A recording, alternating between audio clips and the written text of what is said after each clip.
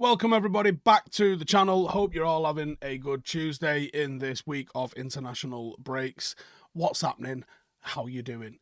Righty then, let's talk about Sancho. Get your questions in as well, and we'll see what we get through. But there's been some updates regarding Jadon Sancho. Daily Mirror and ESPN seem to be leading the charge with those, and the feeling is at United that Sancho's career at the club may already be over. Suggestions that Sancho issued an apology immediately after the incident, but it was not accepted, are apparently far from the truth. And I'd heard something similar myself in terms of the sort of flow of the way this had happened. And there was some stuff on the training ground. There was some rumours of being asked to do press-ups at the end, which is pretty normal. Press-ups and burpees, if your team loses, pretty standard practice. And he refused. And from that, there's been a massive fallout. That was one version of events. And there's several others that I've heard, and I don't know if that's the full truth, but I feel like it's probably in the ballpark of the truth of how it's gone down. And then when they met, was it the last international break? Was it that long ago? When they met, and it was, wasn't it? Because that's when he went to New York. When he met and taken down the statement, supposedly another opportunity was presented there to reconcile, and again he refused. And it was from that moment that he went into the reserve or the under-21 dressing room. And for me, without like a very, very obvious apology, that was always going to be problematic to get him sorted out from there.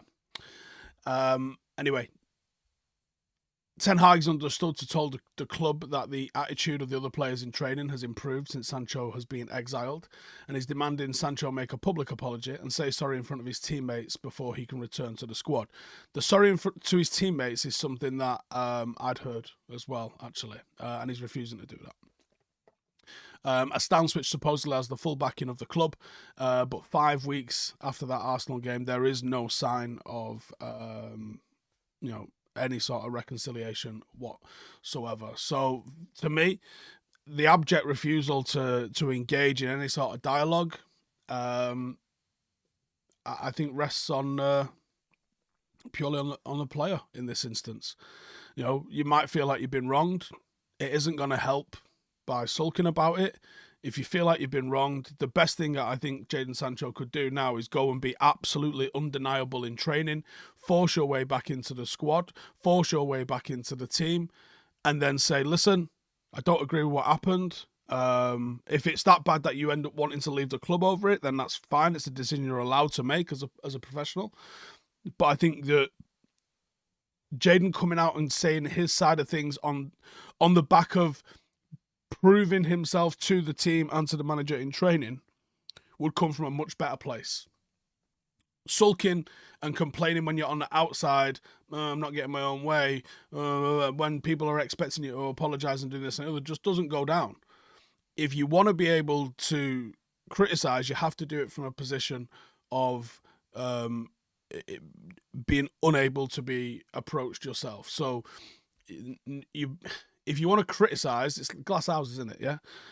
You want to be able to criticise what's going on with the manager. You have to be able to be flawless in your application. If you're not going to training, if you're not putting it in training, what right do you have to criticise the manager or the training? If you're going in, you're putting it in 100%. And I would say this to my lads. Like, if my lads think my training sessions are shit, that's fine. If they're putting 100% in, I will happily accept any conversation where they say, I didn't really like that session, I don't think this is a good idea. If they're half-arsing it, messing about, and then tell me the session was shit, I ain't going to listen. Because it's the responsibility of the players to be able to put it in 100% in training. So that's what they need to do. In terms of the ownership, which, depending on your outlook on this one, let me just get the comments up, could be a better, or at least a happier sort of... what's the word I'm looking for? Bit of news. Sheikh Jassim has earmarked more United legends for roles at the club if his offer is accepted, with David Beckham being one of them. Has he, though? Or did you all just see David Beckham saying he knows the person to bring a bit of stability to the club, and then when he was asked if it was Sheikh Jassim, he was like, oh, I can't say.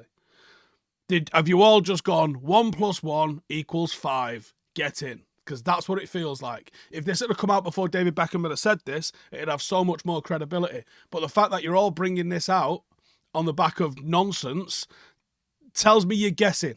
If this had come out 2 months ago and then David Beckham would have come out on Sunday and said, oh, I think I know the man who could bring it out. All right, then you go, all right, yeah, you might have had a scoop there. But the fact that you're coming out on the back of, well, let me put this together. David Beckham's just been paid a lot of money. I think it was as much as £40. It might have been more than £40, but I think it was £40. Because no one reported it at all, so we have no idea how much he got paid. I think it was about 40 quid that David Beckham got paid to promote the Qatar World Cup. I mean, giving him any more than that would probably be kicking the ass out of it, wouldn't it?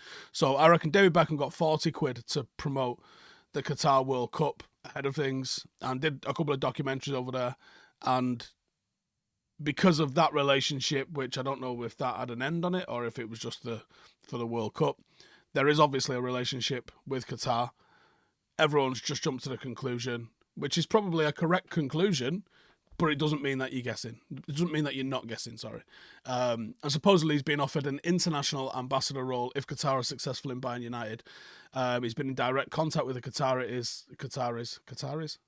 Did I just mix it with Ataris then? I think I did. And been asked to become more vocal in his support of the bid. Now, let's see. Let's see if he continues to do that. Let's see if he continues to go on more podcasts. Let's see if he... Because I don't know if you've all seen it. David Beckham on The Overlap, and his dad on The Overlap, was fucking great telly. Really, really enjoying seeing David Beckham. Like, my one criticism of David Beckham, and I ain't got many of him because he's one of my favourite footballers, is that you never get a real opinion out of him. But in the last week, that's changed. Last week, we saw him on The Overlap, and we've seen him give that interview, and we've seen his own documentary, and he's given more opinion in those three things than he's given in the last 10 years, which represents a big shift in terms of Beckham. Now, it doesn't change my outlook on him. I've always just fucking absolutely adored him for what he did in the United shirt. I think he's one of the most criminally underrated players, and for me was the best player in the world in 1999, potentially closely followed by Dwight York. And I'm really enjoying seeing him come out and talk, and I don't know how long he's going to promote the Netflix thing. Does he need to promote the Netflix thing, or is it just going to be something everybody in the world watches? I'm a bit torn on that. It's weird, isn't it, with the Netflix thing? It's not the same as like films, because with films, you need to get people off their arse to go see them. So there's always a big promotion when it comes to a film because people are going to pay for it. People who've already got Netflix. I don't know if anyone's going to get Netflix to watch the Beckham thing. Most people, I think, now who are aware of Netflix have Netflix, surely. Surely it's one of the most successful businesses of the 21st century, surely. Especially with the way they pivot. Does everyone remember how Netflix started, by the way? My wife's dad was one of the first people I knew with Netflix, and this was when they used to put a DVD disc in the mail to you, and then you would have to send that shit back. What the fuck? Anyway, so how much promotion does Beckham actually need to do? I'd love to see him do more podcasts. Don't know who's he'd do. Don't know if Rio could get him. Who else would he do? Don't think we get him on Paddock.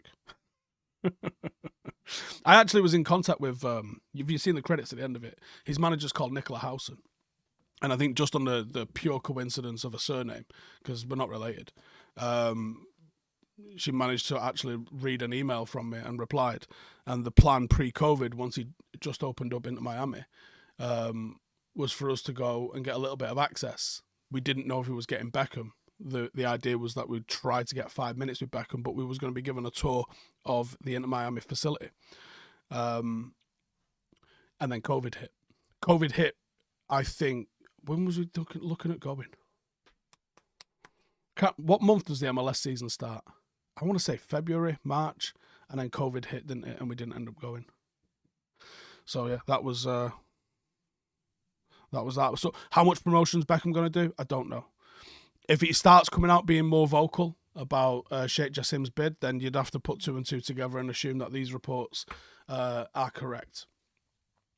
Ben Jacobs on Sheikh Jassim has said, Sheikh Jassim is committed to a full buyout of Manchester United, which means 100% of the club, including the Glazers' share. He will not budge on that. It's an all or nothing bid. There's no scenario where the 9-2 Foundation and Sheikh Jassim entertain staying on course for Manchester United if the Glazers want to stay. They don't want any scenario where they're a minority investor and the Glazers remain. They don't want any scenario where they don't have 100% of the club. So that's where he's coming from. That's his sort of ideas at the moment.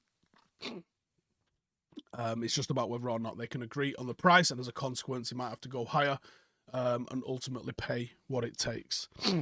So we will see if that's how it ends up getting carved up. Let me see. My screen has just frozen. Hopefully you can all still hear me, because my comments aren't seemingly working at the moment. This video is working, so I'm assuming that one is. But I'll have to try and get them on my phone. They're not having it on 2 seconds. Right, let me see what you guys are saying in the comments, because this page has just absolutely frozen. That's annoying. Junior says, do I think Diallo and Anthony will be enough to stop playing Bruno right wing? He seems to prefer Bruno there to Mount. Unfortunate about Sancho. I think it's a massive if. I think they might be able to get there by the end of the season, but I'd be shocked if they can get it done very early in the season, like within 5 or 6 games. I don't know if they'll get that amount of time. I think by that time, Anthony will be back in the team.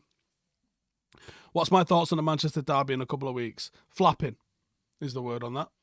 Sean says, watch the Beckham Netflix thing. He clearly loved United over everything else, and to this day, never got over the fact he was sold.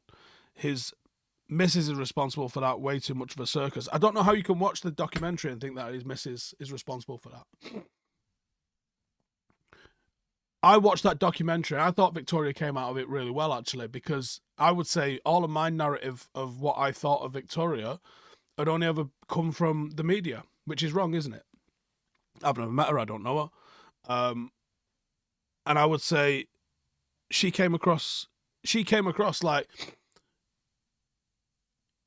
there was always this talk of she's manipulating David Beckham, she's controlling him, this, that, and the other. But where's the evidence of that? Because if you actually listen to her and David Beckham, she sees her ass so many times that he's made decisions and not consulted her. Like when he was going to Milan, when he was going to Paris, all of that sort of stuff was not in consultation with her. It seems to me like the only move that she had any hand in whatsoever was him going to Los Angeles from Madrid. That seems to me the only thing that she had a hand in. All of the times he wanted to fly over to her and he was driving around in the middle of the night because he can't sleep or this, that, and the other, that seems to me that it's all Beckham.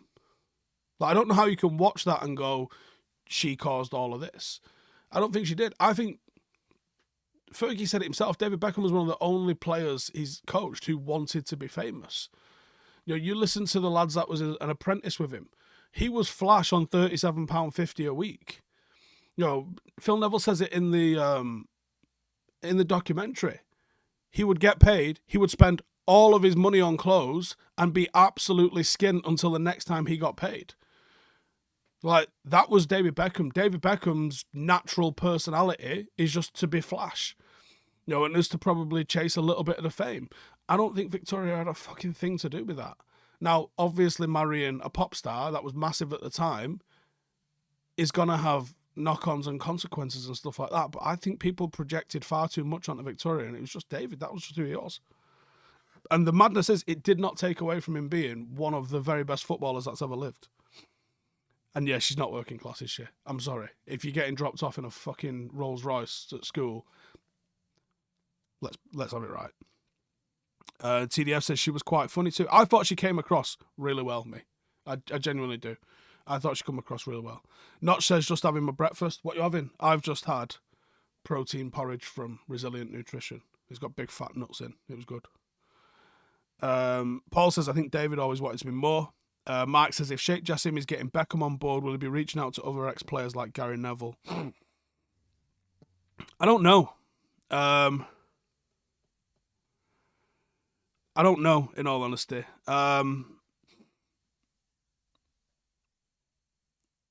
You've got to assume they will do. You've got to assume they will do. Um, I don't know how complicated this gets though for David Beckham. Like, I presume he has to be a global ambassador because having him as any sort of front of the club, he already owns a club. So I know they're not in the same competitions, but like, is there a problem with him owning Inter Miami and Manchester United in any sort of like official capacity? I know he's a minority. What is it 10% he owns of Salford? Like, is there a conflict of interest of him owning Salford and having anything to do with Manchester United? Can you be an ambassador for United while still owning Salford? Is that why you don't see Giggs and Neville and Butt and all the rest of them and Scholes as ambassadors at United because they're actually 10% owners of a League Two football club? Like, it starts to get a bit murky, doesn't it? So it's an interesting one. Nico says bacon and egg muffin. Roy says can't beat eggs and bacon. I don't eat egg, so you lot knock yourself out. Do I have any inside knowledge that's going on with Sancho and can't tell us? Yes, I do. Well, I'm not risking getting sued to put it out there. It is out there. People are talking about it quite openly around the city, but like the first person that puts that out in print, I can't prove it, or print or broadcast. I can't prove it. So it's absolutely career suicide for me to say something that's potentially libelous and slanderous if I don't have the proof of it. So I won't be saying it. All I'll say is there are local rumours and they are from people that know what's going on. That's all I'm prepared to say. But there is more to what's going on than meets the eye, especially with him going away last Christmas. Do we need to replace Sancho or should we invest in a new centre half? I think given the injuries to Varane, to Martinez, the potential reliability of Lindelof, Maguire, the entire defence, yeah, I think a new centre half could be a very interesting one. Farhead says, by the way, why are we not going through walls to get Paul Mitchell? I don't know. Now, I've said this a few times. Paul Mitchell's family lives like there. Like, I am looking at their house. It's there, right? I'd heard he'd moved back to Manchester. That's what I'd heard. Now, moving back to Manchester, moved to Alderley Edge, so technically not Manchester, but it's Manchester, let's be real. He's moved to the area. I'd heard he'd moved back to Alderley Edge, or was buying a house in Alderley Edge, and I am talking last summer. It was at one of Janine's friends' weddings, right? He was actually at a wedding I was at a few years ago, and I didn't know. So, anyway, I would love Paul Mitchell to be involved at Manchester United for many reasons, right? The track record he's got across the globe being a fucking huge one, and the respect and talent acquisition that he's got being another huge one. I would absolutely love to bring Paul Mitchell here. Now, the problem is when you see him move to Manchester, it could be preempting a sale, and that maybe he has been worded up by 9-2 Foundation to potentially come on board at United. That's a possibility. It's also a possibility that he goes City, isn't it? He's one of the best in the game. When do you see them halt? I mean, I don't know how old Bajirstein is. He's older than Paul Mitchell, I'm sure of that. So I don't know if he was playing 30 years ago. So he's probably 60 or close to it. So are they lining up Paul Mitchell to take over Tix's job? Is he being lined up by Liverpool? Could it be lined up by Everton? Possibly not, with the way they're looking at the Championship. Or maybe they've decided to go all in on trying to actually run themselves properly on the transfer side of stuff. The two biggest expenses when it comes to a football club, let's call it three biggest expenses. No, two biggest expenses when it comes to a football club is transfer fees and wages. If you eliminated or manage better your transfer fees and your wages, as we have seen with so many clubs lately in the Premier League, manage well and mismanage. Like, Chelsea being one example, Brighton being a different example. If you manage the wages and the transfer fees well, like, what other costs do you generally, like, there's probably a graph out there that we're able to go and find, but like, what other costs do you have as a business? So if you can get a grip on those, not allow your wages to spiral out of control, not allow your transfer fees to spiral out of control, you're winning. I would move heaven. Like, how much is our highest paid player, right? And what value does he bring to the football club? It probably pales in comparison to the value that a genuinely world-class director of football would bring to the club. That's got the power to be able to save you money on transfers and save you money on other wages. Like, look how many monster wages we've got at Manchester United, Harry Maguire and Jadon Sancho being the main culprits here. But if you go back just a couple of seasons to like Dean Henderson on plus 130 grand a week, Jesse Lingard over 100 grand a week, people who are not playing on probably well in excess of £1 million a week's worth of wages. That's £50 million a year. That is one new signing every single year in wasted wages. And how long have we been doing that? So a director of football, put him on like top earner wages, 250 grand a week, because he will save you and make you more than that. Like, that's how good a good director of football can be. Not only that, could actually help you win stuff by having a real good recruitment. Put it this way, you put me in charge of United, I am going to put that sort of cash into our recruitment department, because we'll sell better, we'll buy better, we'll manage the wages better, and actually we might have a better squad. Like, for the billion that United have wasted, we should have a much better squad than we've got. Like, we're almost... Ralph Rangnick, this is the point, we've already spent $1 billion. Ralph Rangnick's telling everyone this team needs open heart surgery, and you could make a case for keeping all bar about 4 players. You know, look what Ten Hag's had to come in and sign, and we're still probably 4 or 5 short. Like, you needed almost an entire new squad, and we've spent $1 billion. It's ridiculous. Zarul says, scary times in Israel and Palestine for someone who's been out and seen war. Without locking sides, does it scare you how bad this will escalate for civvies?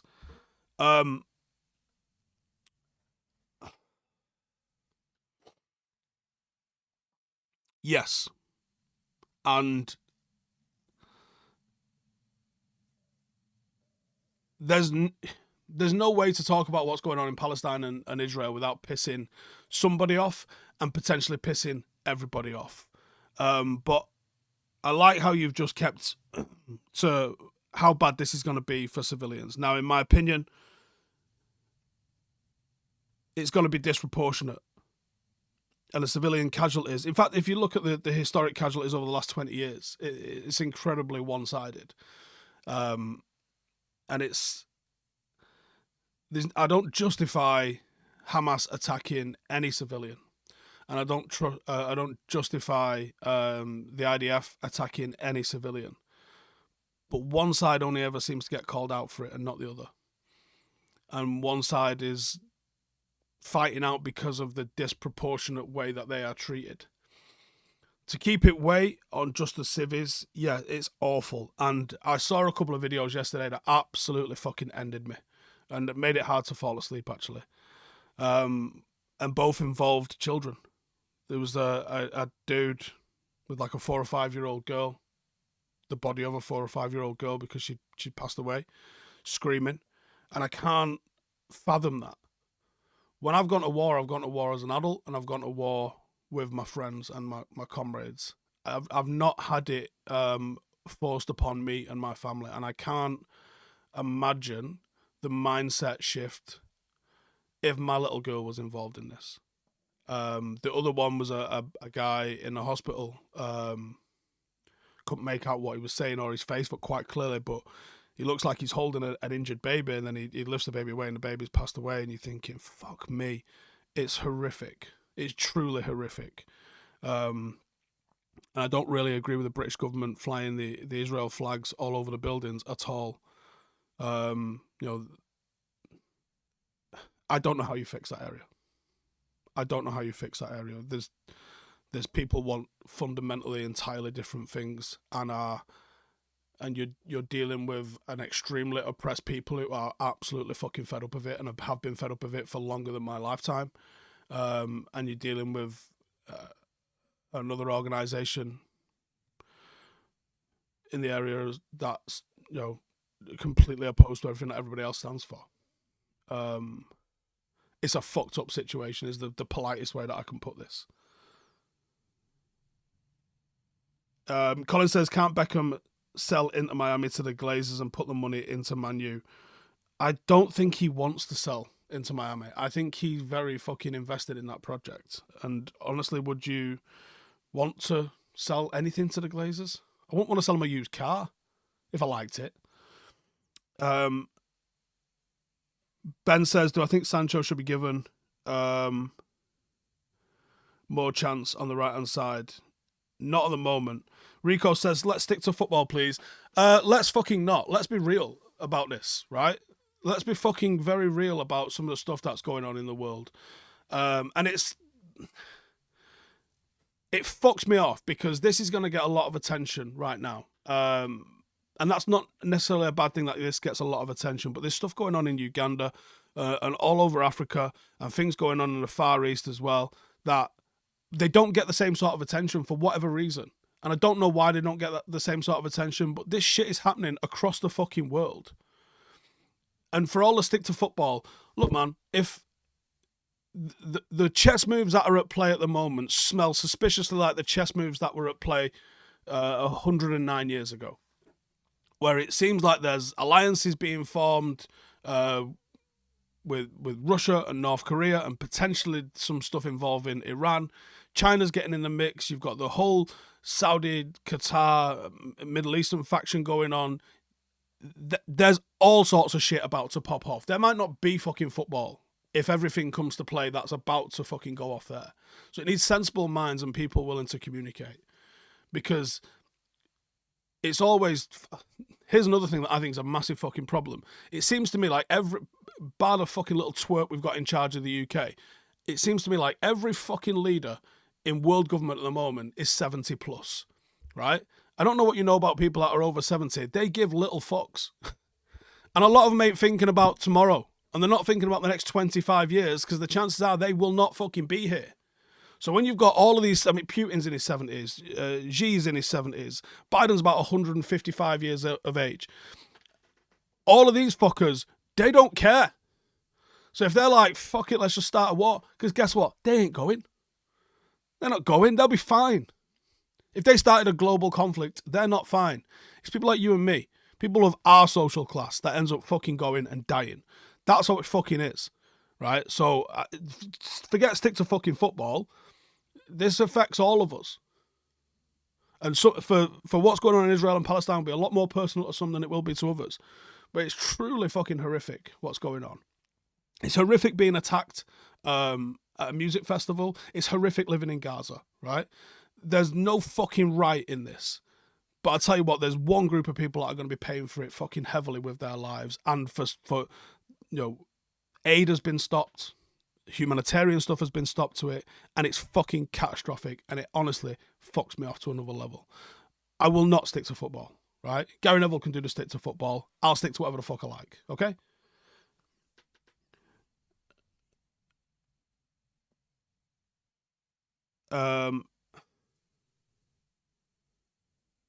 Roy says 2 wars at once is scary. And do you know what? I actually think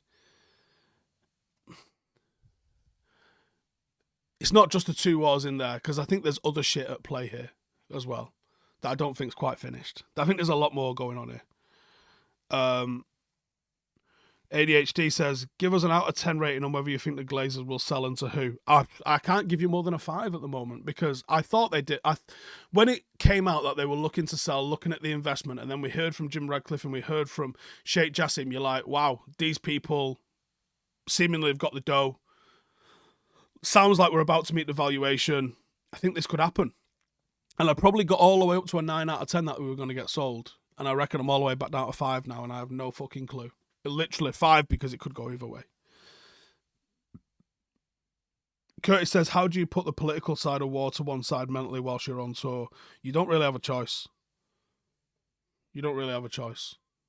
You're just trying to get through day to day. So you don't really have a choice. You're just waking up, doing what you got to do, and making sure you wake up the next day. So it's not really, you're not really sitting there discussing the bigger picture of what the fuck's going on. You're just trying to make sure everyone's all right every day, and that's about it.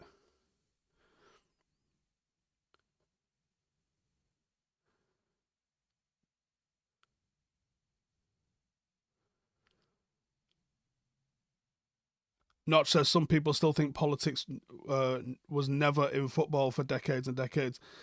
Yeah, I mean, there's a lot of it. Like, yeah.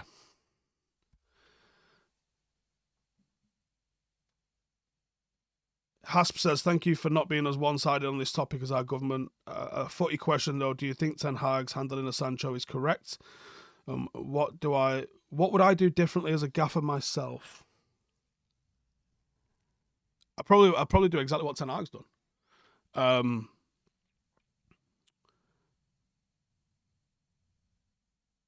I'm trying to think of I don't think I've ever fucking banished a player. I have made players apologise for stuff. And I do have a go at the lads regularly for attitudes and that in training. I think it's entirely different when it's a full professional. I see the lads once, twice a week, not 5 days a week in that sort of professional environment where this is their careers. I would hope it's easier when it's people's professions. Maybe the Premier League... Do you know what? This will be a spectrum from all the way white to all the way black, and there'll be loads of grey in between. But I wonder if you can get to the point where you're like a full-time club, but you're full-time, but everyone's earning like a very, very normal, like, trade wage. You know, just a normal wage. I wonder what the attitude's like then.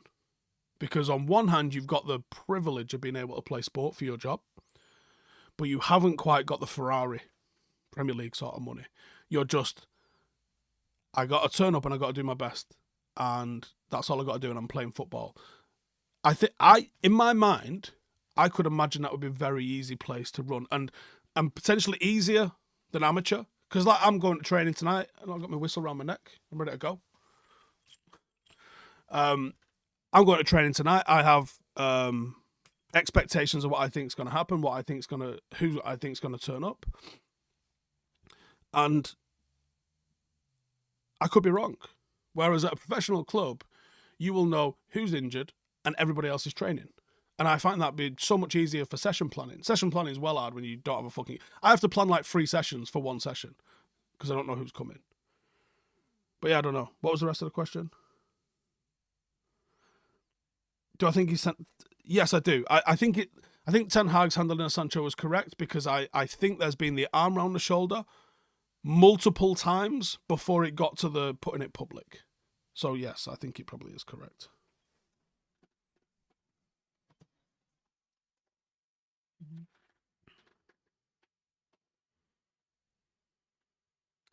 Disco Stew says Paddock FC are at home this weekend. They are. If you're missing live football, you want to come down, it's free entry. Come down.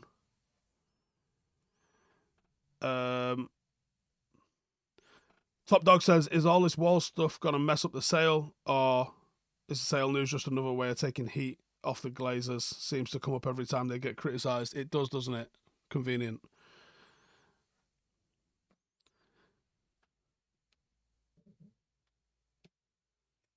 What do I think about refs being paid in UAE? When one of them makes a less favourable decision against City and they lose the opportunity for paydays, it's open to all sorts of corruption. It is, yeah. It is. It absolutely is. And I saw some people, City fans, defending it, saying, oh, well, you wouldn't say this when the refs go refereeing MLS. Okay. Does the MLS own teams in England? And then they go, oh, we're not owned by UAE. And you go, right, okay, yeah, you're not. Right, whatever.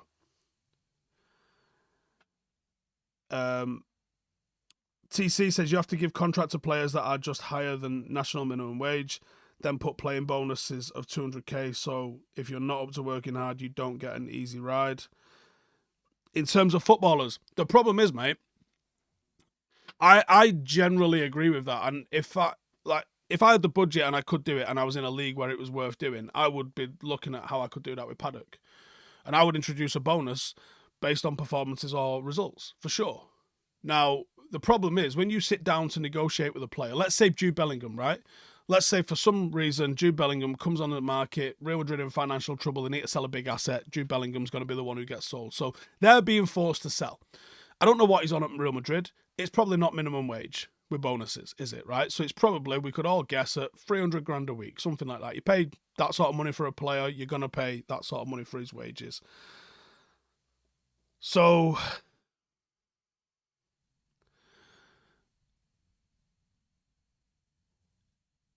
I think if you sit down, Manchester City are going to offer him 350 a week. Chelsea are going to offer him 500 grand a week. If you're sitting there offering him 30 grand a year and potentially 200 grand a week bonuses, who do you think he's signing for? Not United is the answer, isn't it? So, unfortunately, all the good ideas are ruined by people that aren't willing to like get on board and play that game. Zyril says it's all proxy wars, though, right? No, not necessarily. I know that's been largely the move Cold War onwards, but no, I don't necessarily think it will be proxy wars. It says, my dad got grief for 9/11 while he worked in a curry house on Stockport Road. Hatred will spread bad, scary times for all. Yeah, I saw something this morning which is that some Jewish businesses have been attacked. Israel isn't British Jews, right?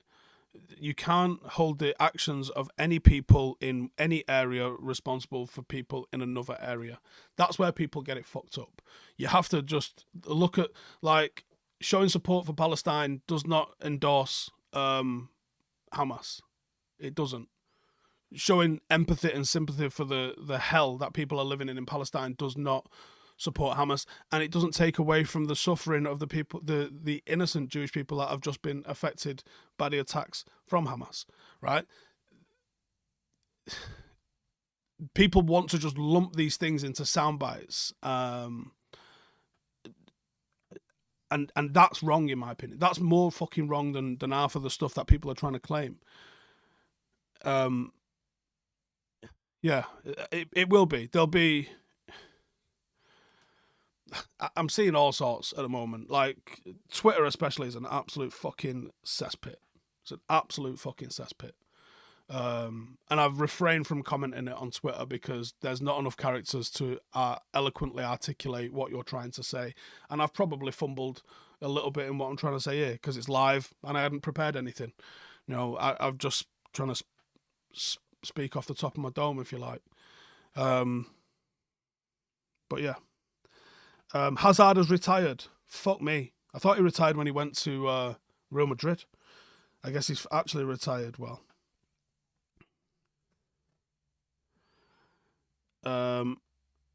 Vedant says, have the biggest failings on the pitch this season been individual or tactical or structural, in my opinion? I think there's a little bit of tiredness in there, and people don't want to hear that, but that's what I believe, so I'm going to keep repeating it. A little bit of tiredness, and I think there's a little bit of we haven't quite had our best 11 available, and I think that's a huge thing. Look at City without Rodri. City have lost 3 in the last 4. Like, are they done? Do we need to start asking questions there, or are people just accepting it because it's Pep and City that they lose a key player and they're not as good as they were? Because that doesn't seem to apply to United for whatever reason.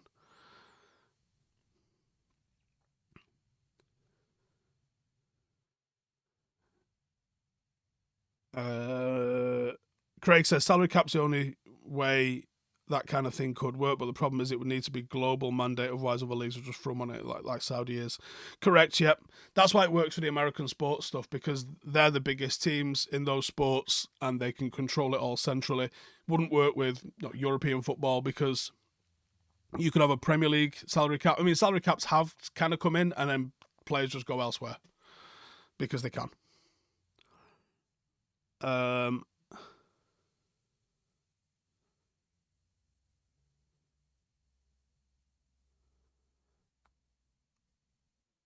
What do I think is up with De Gea not signed to any club at the moment? I really don't know.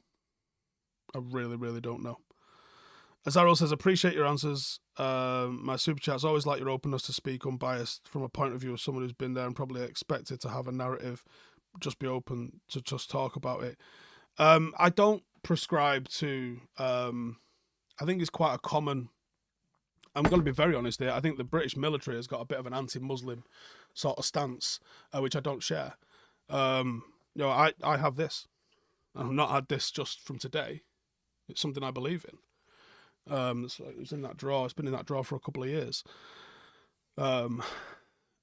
I believe the people in Palestine are suffering. Again, doesn't mean I condone or agree with attacking innocent people. I would rather they could get around the table and discuss a way for there to be a two-state solution where people can actually fucking live a life that doesn't resemble a prison with Palestine, and that people who live in Israel are free to do so without being attacked and rocketed. I've been on the end of those rockets and they're fucking terrifying, right? But yeah, I think that the British Army, as a stance, because of the global wars on terror and the regions that they were fought in, has a bit of an anti-Muslim stance, but I don't share that. I grew up around Muslims. I don't have an issue with Muslims, and I like to treat everybody as I meet them, as I meet them. You know, I work with a lot of Jewish people, I work with a lot of Muslim people, and I just take people as I see people. If you're a prick, you're a prick. You're not a prick because you're Jewish, you're not a prick because you're Muslim, you're just a prick. That's it. And I can deal with that. And I wish there would be more of that with people. Like, I like this guy. I don't like him because he's Muslim. I don't like him because he's Jewish. I don't like him because he's whatever, fucking Catholic or whatever. You know what I mean? And I always grew up really conflicted about what's going on. Like, I come from an Irish Catholic sort of descendancy, so being a British soldier with everything that's going on with Irish Catholics, it kind of forces you to get informed and to understand what's going on and why are we fighting the IRA in England, not England, United Kingdom. Like, you have to kind of have a bit of an informed thing about what's going on, otherwise you're just fucking dumb. And I heard a lot of ignorant shit while I was in the army. A lot of ignorant shit, especially involving British Pakistanis that I didn't prescribe to and I didn't agree with because I actually fucking knew some. So I just wish people would spend a little bit of time to get informed. And in terms of, like, when it comes to war, the people that suffer the most are the fucking kids. I cannot imagine a childhood being under rocket attack, the fear of gunfire, and this is on any side. Any side. Like, I can't imagine growing up with any of that shit and it being good at all.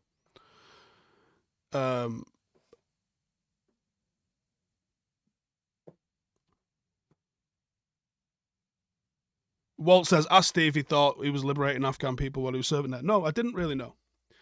I spent most of the time that I was in Afghanistan not really knowing, but I think as time's gone on, I mean, there's plenty of times gone on, you wonder what the fuck we were doing it all for. We weren't fighting Afghan people. We were fighting the Taliban. The Afghans were fighting alongside us. I think that's an ignorant kind of viewpoint that you come into. Like, look at the collapse of Afghanistan and the evacuation of Kabul airport, and look at the people that were clinging onto the aircraft as they were taking off. Does that look like a load of people that wants to live happily under Taliban regime? Or did that look like a lot of people that wanted to get the fuck out of Dodge? The people that were happy to live there under the democratic rule that existed in Afghanistan.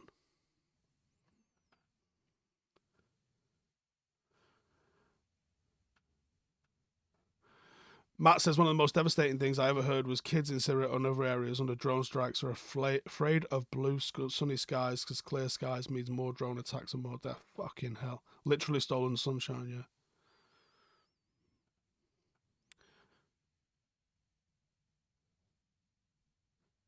I Spy Vid says, the idea that older people don't care about the future seems nonsense to me. In my experience, they're very interested in their kids' prosperity. Wouldn't you be asked about your kids? Yeah. But I think that maybe some people, and again, this isn't everybody, I look at those leaders of the world and I think, well, are they creating policies that look to, you know, develop green energy? Fucking certainly China isn't. Like, it pisses me off that we don't have fucking plastic straws anymore. We have to have paper straws because we're thinking about the environment. Meanwhile, the amount of pollution coming out of China absolutely bears in, does anything that we could do with plastic straws just makes it hilarious. Like, honestly. Like, someone nailed it the other day. I saw a program which is, in America, they're not doing plastic bags anymore because they're bad for the environment, but every single thing that they bought from the store that they're not allowed to put in a plastic bag is in plastic. Like, we're so fucking misguided with the way that we're doing half of this shit. And I agree, it's not all older people don't care about the future. But I look at the policies. Can you honestly look me in the eye and tell me that Putin gives a fuck about the young people of Russia at the moment? He sent how many of them to their death in Ukraine? Anyway, I need to wrap it up here. I'm going barbers. So I'll see you in a bit. Enjoy. And yeah, be nice to people. See you in a bit. Hey, thank you for watching the video. If you are new around these parts, then don't forget to subscribe. My channel is proudly supported by my community on Patreon. If you'd like to get a little bit of extra content, a Discord group, meetups, five-a-side games, weekly podcasts, behind the scenes, and even an occasional bit of transfer news as and when I get it, then for the price of a pint, you can show your appreciation for the content that we make and get some goodies for doing so as well. Check the link in the description or click the button right here. You'll also find all of my socials here too if you want to follow me on any of those platforms. Nice one.